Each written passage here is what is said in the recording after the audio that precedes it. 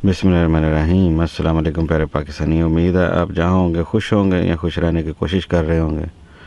अब जो इस वक्त हालात चल रहे हैं, जो धूल उड़ाई हुई है पाकिस्तान के अंदर, इस्लामाबाद में जो लोकल इलेक्शन है वो नहीं करवाने। जज ने जो इस्लामाबाद के थे, उन्होंने देख के हालात, उन्होंने सुन के इनकी बातें, इनकी चालाकियाँ, और जो फैसला नज़र आता है कि उन्होंने थोड़ा गुस्से में फ़ैसला किया, लेकिन बनता भी था। इनको तो उल्टा लटका देना चाहिए था, ख़ासतौर पर इलेक्शन कमीशन को, जो कि ये चालाकियाँ कर रहा है शुरू से लेके अभी तक। और ये जो भी पाकिस्तान में इस वक्त फ़िज़ा बनाई जा रही है, अभी मैं थोड़ी देर पहले मोहित पीरज़ादा साहब का प्रोग्राम देख रहा था यूट्यूब का, उसमें उन्होंने पूरी तफसील के साथ हर चीज़ बताई है। जब इमरान खान की गवर्नमेंट थी तो वो इलेक्शन इसलिए नहीं करवाना चाह रहे थे, जो कि फरवरी मार्च में होना चाहिए था शायद, 2021 में फरवरी में, इस तरह से कि हम नया बनाना चाहते हैं लोकल एक्ट, उसके तहत इलेक्शन होंगे।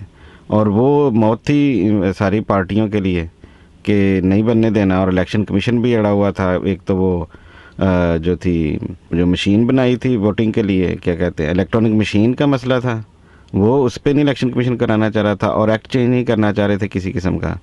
इसलिए वो फड्डे की वजह से इलेक्शन नहीं हो पा रहा था। लेकिन इलेक्शन कमीशन ने ज़बरदस्ती अपनी मर्ज़ी से 9 अप्रैल के लिए इलेक्शन की डेट अनाउंस कर दी थी। ये तकरीबन 2021 के एंड पे। अब 2022 में इमरान खान की हुकूमत गिरा दी गई, तो उसके बाद फिर इन्होंने जब इलेक्शन की जो डेट 9 अप्रैल की इन्होंने करवाई थी उन दिनों में, लेकिन बड़े फड्डे चल रहे थे वहाँ पे, उसके लिए फिर इन्होंने आगे की। और फिर इन्होंने जब देखा कि इतना कुछ यहाँ पे हो चुका है, तो इस तरह तो हम नहीं करवाएंगे, हम तो हार जाएंगे इलेक्शन, सारी फेवर तो इमरान खान के उसके बाद नज़र आनी शुरू हो गई। फिर उन्होंने खींचातानी करते कराते ये शोरशा छोड़ा जी, यहाँ पे आबादी बढ़ गई है, इसलिए हमें नए हल्का बंदियाँ करनी है। इलेक्शन कमीशन ने कहा कम से कम 4 महीने प्लस 2 महीने तैयारी के, इसलिए 6 महीने चाहिए। वो मई जून से दिसंबर में आ गई डेट, पहले 24 दिसंबर, फिर 31 दिसंबर कर दी गई। अब आके इन्होंने देखा कि जो पिछले कुछ अरसे में इलेक्शन हुए हैं और जो फिज़ा चल रही है, फिर ये कुछ अरसा पहले एक रिपोर्ट आई थी, खुफिया रिपोर्ट, वो सबको दिखाई गई कि इस्लामाबाद में मैक्सिमम बड़ी धांधली करके भी नून लीग जो है 25% सीटें ले सकेगी, और पीपल्स पार्टी 2% भी नहीं, और बाकी सारी इमरान खान के पास होगी। तो उन्होंने कहा ये तो हमारा, क्या कहते हैं, पासा ही पलट जाना, हर चीज़ उलट जानी, सारी मैनेजमेंट है उनके हाथ में आ जाती है, और उससे इन्होंने इलेक्शन ना कराने का फ़ैसला कर लिया। अब जब ये सारी बातें कोर्ट में गई, चैलेंज किया गया इमरान खान की तरफ से और जमात इस्लामी की तरफ से, सुना मैंने, तो इमरान खान कर पीटीआई की तरफ से, तो फिर उधर कोर्ट में कोई इनके पास जवाब नहीं था, कोई वजह नहीं थी ना इलेक्शन करवाने, इसलिए कोर्ट ने समझ लिया सारा कुछ, और जज साहब ने फैसला किया कि फ़ौरन करवाएं कल इलेक्शन, लेकिन कुछ नहीं किया। फिर लेट आज लेके पहुँच गए वहाँ पे अपील इंट्रा कोर्ट, लेकिन पीटीआई ने जो मूवमेंट चलाई उसके ज़रिए लोग आज सुबह से पोलिंग बूथ पर खड़े थे। बहरहाल ये इस तरह से एक किस्म की धूल उड़ाई है, क्योंकि दूसरी तरह से तवज्जो हट जाए। जो मुल्क के इकनॉमिकल हालात हैं, जो कि नेशनल सिक्योरिटी कमेटी की मीटिंग्स हो रही हैं, जो हमारे मिलिट्री इस्टेब्लिशमेंट में करप्ट जनरल बैठे फैसले कर रहे हैं, अगर टेररिज्म उधर हो रहा है केपीके में या बलूचिस्तान में, तो उनके वज़ीर आला को बुलाएं, उनसे भी बात करें, लेकिन कोई चक्कर नहीं है। क्योंकि वो अभी तक जितने सारे एक्सपर्ट बात कर रहे हैं कि अभी तक जो है मिलिट्री इस्टेब्लिशमेंट के जनरल जो है वो उसी बाजवा डॉक्ट्राइन पे ही चल रहे हैं। हाफिज साहब जो हैं, वो हाफिज साहब अभी तक जो है ना, वो हाफिज ही बनने का सबूत देते जा रहे हैं। अब या तो ये जल्दी है अभी भी, लेकिन जो मुल्क के हालात कर दिए हैं, कम से कम उन्हें आके ये तो कहना चाहिए था कि इलेक्शन करवाओ, मुल्क में अमन का तो हो, मुल्क में इकनॉमिक मूवमेंट तो हो। या अगर एक जिस्म जब कमज़ोर होता है तो उस पर बीमारियां हमले करने शुरू कर देती हैं, ये उसकी निशानी है कि वो नज़र आ रहा है सबको कि वो कमज़ोर है। जितने छुपे और जितने स्लीपर सेल थे हर जगह पे, वो सारे एक्टिवेट होते चले जा रहे हैं ऐसा ऐसा। और ये जो टनल व्यू वाले जर्नैल हैं, उनकी समझ में ये बातें नहीं आ रही हैं, वो समझना नहीं चाह रहे हैं। क्योंकि ये सारे माल जब ये एक ख़ास रैंक से ऊपर आ जाते हैं ना, फिर उनका होता है सिर्फ अपनी जायदादें बनाना, और कोई काम नहीं रह जाए। ये बैठ के यही प्लानिंग करते रहते हैं हर वक्त कि कहाँ पे हम क्या मंसूबे बनाएं और किस तरीके से।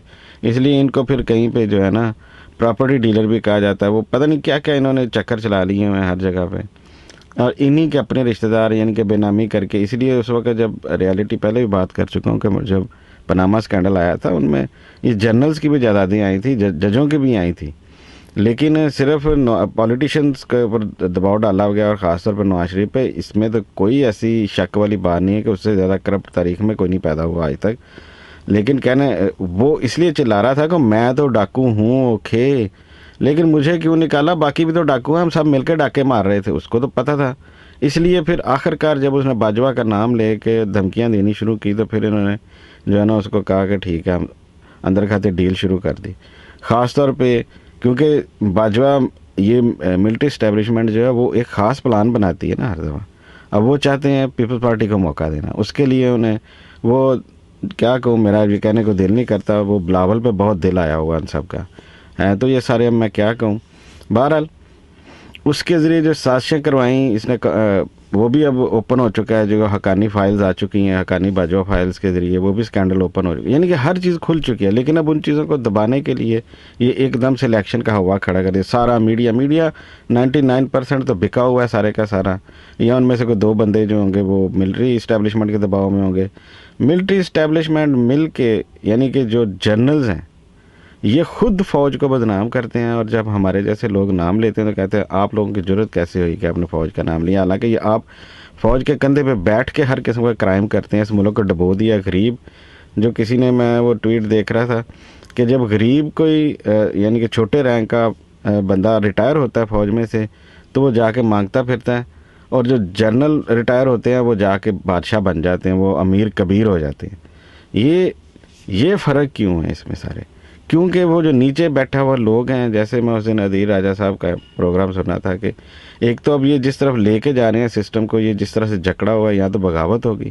جیسے انہوں نے اس ویڈیو میں بتایا بھی کہ 5000 سے زیادہ لوگ جو ہیں آفیسر جو ہیں لوور رینک کے وہ استعفے دے کے بیٹھے ہوئے ہیں کہ اس قسم کی ضلالت میں ہم کام نہیں کر سکتے. ہم یہاں پہ محب الوطنی کا جذبہ لے کے آئے تھے، لیکن جو آپ لوگوں نے ایکسپوز ہوئے ہیں جس طرح سے آپ سارے کے سارے، اور پتہ چل گیا ہے کہ ہمارے کندھے پہ رکھ کے بندوق چلا کے آپ اپنی جائیدادیں بنا رہے ہیں اور ملک کو تباہ برباد کر رہے ہیں.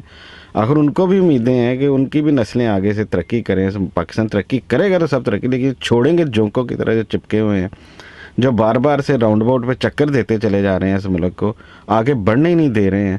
ہر سکینڈل کے اوپر ایک اور سکینڈل اچھال دیتے ہیں.